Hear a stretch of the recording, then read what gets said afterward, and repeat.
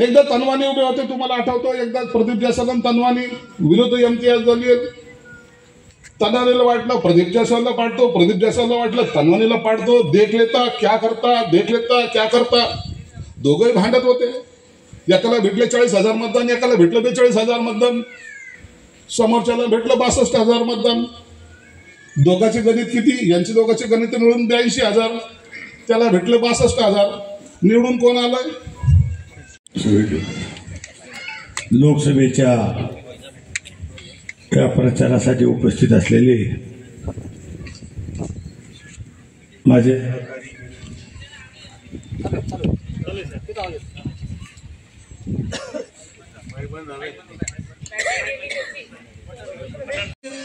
इकडं माजी नगरसेवक आपले हिरालाल मामा वाणी आप्पा आणि सर्व सन्माननीय स्टेज आणि इथे जमलेले माझ्या सर्व बंधू आणि भगिनींनो, आपण बघितलं की साधारण सुराशे मामा आपण 20 वर्षापासून इथं राहतोय, परंतु आपल्याला काय हाल होते.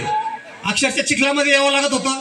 ड्रेनेज नव्हते, रस्ते नव्हते, लाईटची व्यवस्था नव्हती, कुठलीच प्रकारची व्यवस्था नव्हती. परंतु त्यानंतर पहिले 10 वर्ष थोडी कसरत करा. ज्यांनी तुम्हाला या ठिकाणी आता संबोधित केलं असे सुराशे मामा, मागच्या वेळेसच सांगितलं होतं, आज पण सांगतो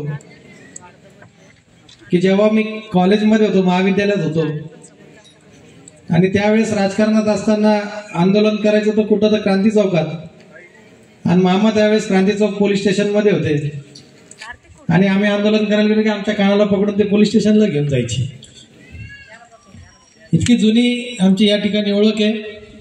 खऱ्या अर्थानं शिवसेनेच्या सर्व पदाधिकाऱ्यांचं मी मनापासून अभिनंदन करतो की या ठिकाणी एवढी मोठी सभा आपण आयोजित केलेली आहे आणि खऱ्या अर्थानं पडेगाव मिटमिटा परिसरातून महायुतीचे उमेदवार संदीपांजी भुमरे साहेब यांना या परिसरातून सगळ्यात जास्त मतदान होणार याच्यावर आज शिक्कामोर्तब या ठिकाणी झालेलं आहे आणि ते शिक्कामोर्तब या गर्दीने केलेलं आहे. आपण सगळ्यांनी माझी या ठिकाणी येण्याची 4थी-5वी वेळ आहे आणि ज्या वेळेस मी आमदार संजय शिरसाट साहेबांसोबत येतो त्या वेळेस बघतो की एक वेगळाच उत्साह इथल्या नागरिकांमध्ये असतो, एक वेगळाच आनंद त्यांच्या चेहऱ्यावर असतो.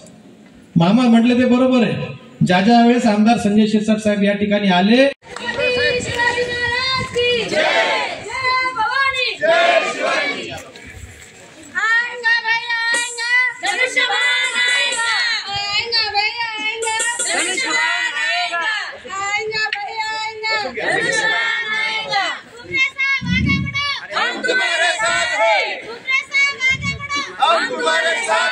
आता परत मला म्हणत होते आम्ही पण होतो, तुम्हाला पाहिलं तर तुम्हाला आले. अरे बदमाश. अच्छा, थोडं साईडला पत्रकार प्लीज तुमचा ड्रेस घालायचा, नाव असला एका साईडनी घ्या. विषय आपला तिथं होता. प्लीज ठीक आहे मामा. आयुष्य गेल्या प्रमुख यांचा सत्कार करूया. यानंतर आमच्या लाडक्या ताई यांचा सत्कार, हर्षदाताई शिरसाट यांचा सत्कार मी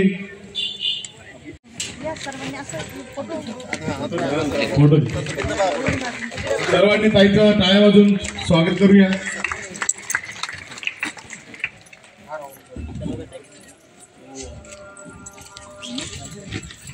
भैया भैया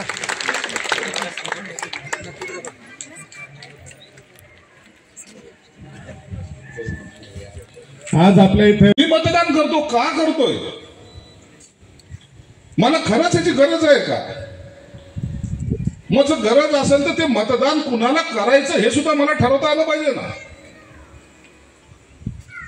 कळपात गेल्यासारखं जायचं काहीतरी मतदान करायचं हे नाही ठरलं पाहिजे. मतदान करताना स्वतःचं मत आपल्याला नोंदवता आलं पाहिजे, असं वाटलं पाहिजे की होय ज्या ठिकाणी मी बटन दाबलंय ते योग्य होतं. नसता मग मतदान करायला काय लागतात? अंबादास म्हणला म्हणून जायचं, आमचा वाणी म्हणला म्हणून जायचं, मामा म्हणला म्हणून जायचं.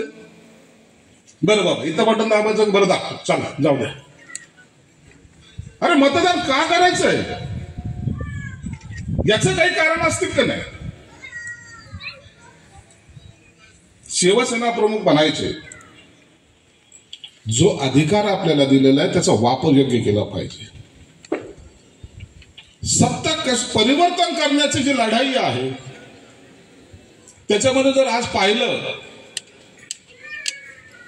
तर सर्वात जास्त अधिकार कुणाला जर असेल तर तो सर्वसामान्य माणसाला आहे. बाबासाहेब आंबेडकरांनी जी घटना लिहिली त्या घटनेमध्ये हेच सांगितलं,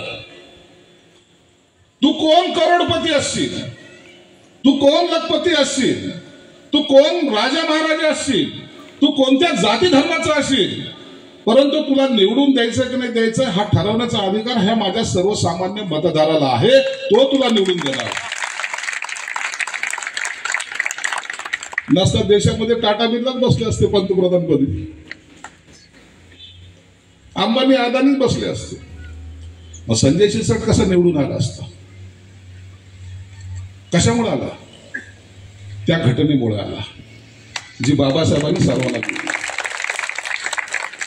पण आजकाल लोकांकडे काही काम नाही, इमोशनल ब्लॅकमेलिंग.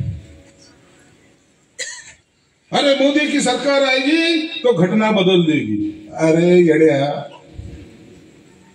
तुला पुढचं कसं कळायला लागलं? 48 वर्ष झाले तुला बायको भेटाना तू चालला मोदीची घटना पाहायला. कसे लोक आहेत काय कळत नाही. यात्रा काढायला लागला, या कोण्यापासून त्या कोण्यापर्यंत यात्रा काढतो, हेच पोरगी भेटायला तयार नाही. दाढी पाहिजे नाही चालली, असं वाटतं याला हिमालयातच पाठवून द्यावं. घटना बदलायची ताकद या देशातल्या कोणत्याच माणसाला नाही, आणि कोणाची बदलायची कोणाच्या बापाची ताकद सुद्धा नाही या महाराज. परंतु आम्ही म्हणत असतो, पण त्या चर्चा अशा उलट्या पुलट्या करणं एक डाग आपल्या शहराला या ठिकाणी लागलेला आहे. आता तुम्हाला मला प्रश्न विचारायचा आहे, तुम्हाला खासदार कोण पाहिजे? औरंगाबाद वाला पाहिजे का छत्रपती संभाजीनगर वाला पाहिजे? ज्यांनी खऱ्या अर्थानं छत्रपती संभाजीनगर केलं ते महाराष्ट्राचे आदरणीय मुख्यमंत्री एकनाथ शिंदे साहेबांच्या पक्षाचा उमेदवार पाहिजे, की ज्यांनी या शहराचं नाव औरंगाबाद असलं पाहिजे म्हणून दारोदारी जाऊन भिकाऱ्यासारख्या सह्या जमा केला तो इम्तियाज जलील पाहिजे. कोण पाहिजे? संदीपान भुमरे पाहिजे का इम्तियाज जलील पाहिजे? म्हणून आपल्याला आता आज आपण या ठिकाणी एकत्र जमलो. आज आपण जर बघितलं असेल तर एकनाथ शिंदे साहेबांनी या ठिकाणी निधी उपलब्ध करून दिला, संजय शिरसाट साहेबांनी या ठिकाणी त्या कामाची पूर्तता केली. खऱ्या अर्थानं एक शिवसेना पक्ष म्हणून, हिंदुत्ववादी संघटना म्हणून आपण पुढे गेलो. खऱ्या अर्थानं हे सगळं करत असताना आपण विकासही बघायचा, आपण आपलं हिंदुत्वही जपायचं, आणि यासाठी उमेदवार निवडून आला पाहिजे. तो फक्त आणि फक्त महायुतीचा उमेदवार या ठिकाणी आला पाहिजे. साहेब, काल एक पेपरला खूप चांगली लाईन आली होती, त्याच्यात असं लिहिलेलं होतं की तुमच्या एक मताने होणारा जल्लोष हा भारतात झाला पाहिजे, तो पाकिस्तानात झाला नाही पाहिजे. म्हणजे तुम्ही जे एक मत या ठिकाणी देणार आहे ते एक मत डायरेक्ट मोदी साहेबाला होणार आहे, आणि तुमच्या एक मतामुळे या हिंदुस्थानामध्ये फटाके फुटणारे, आनंद उत्सव साजरा होणार आहे. आता ठरवायचं तुम्हाला आहे की माझ्या मताने आनंद उत्सव हा या हिंदुस्थानात साजरा झाला पाहिजे का पाकिस्तानात साजरा पाहिजे.